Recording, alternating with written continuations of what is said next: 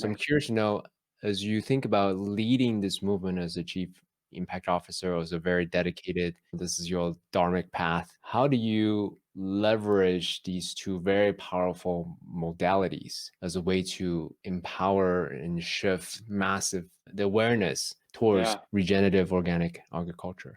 Sure. Yeah. Regenerative organic agriculture as an idea can be esoteric to a lot of people. It's Mhm, but at the same time, it's foundational to all life. And mhm, what we found, and so we've been around for 70 years. Okay. We've been primarily an organization driven by science and driven and led by scientists. And so therefore the organization has been unwavering in its mission for 7 decades. But we've been undervaluing the brand. We've been undervaluing the story that we hold in it. And we've been under marketing ourselves. And so our job is really to help grow the global influence of the brand of Rodale Institute. And if we can do that, if we can grow our awareness, then more and more consumers can begin to embrace this idea for themselves. They can begin to put pressure on big food companies and on farmers ultimately to begin producing food in a more regenerative organic way, which is which we found through our science does mitigate and sequester carbon. It does reverse the effects of climate change. It cleans up our planet, and the people consuming the food get healthier. In regenerative organic agriculture, everything in the system gets better and better over time. So we're ultimately trying to lead a movement that would drive consumer demand for food that's produced in a regenerative organic way. And by so doing, big industry will follow. So we're trying to really tell our story. We're amplifying it through media and technology. And it's been amazing to be able to borrow from my media toolbox, if you will, to be able to apply that thinking here to this nonprofit.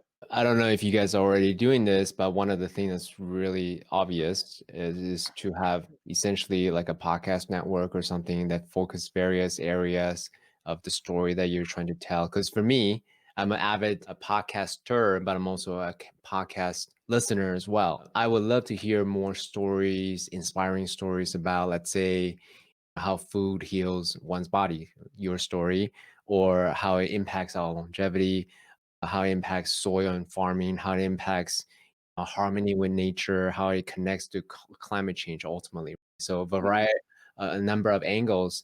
I would love to consume it personally.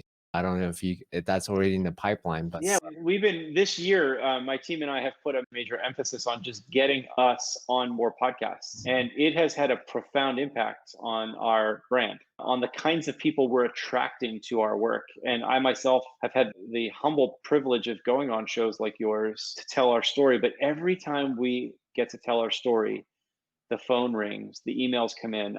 We were just featured on a movie called Kiss the Ground. If you haven't watched that movie yet, we were featured in that movie. And about a week after the movie came out, I was out at Rodale Institute on a Saturday morning doing something, and I ran into this father and son who were touring our facility, our global headquarters.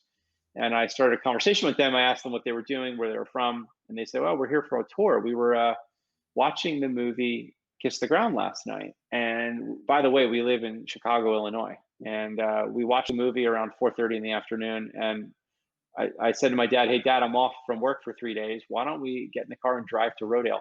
So they drove 14 hours through the night just to that's tour. awesome. Yeah. So it Wow. just goes to show the power of media to amplify this transformational work that we're doing, right?